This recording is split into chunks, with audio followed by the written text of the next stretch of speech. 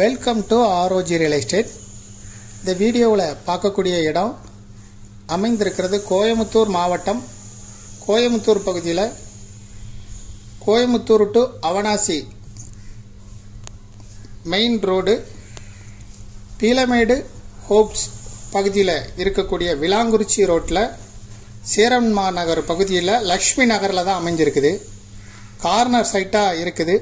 ஒரு side road 30 அடி road, இன்னொரு சைடு ரோடு 24 அடி ரோடு. மொத்தம் 10 சென்ட் இடம். சைட்டுக்கு வரக்கூடிய உள்ள வரக்கூடிய ரோடு.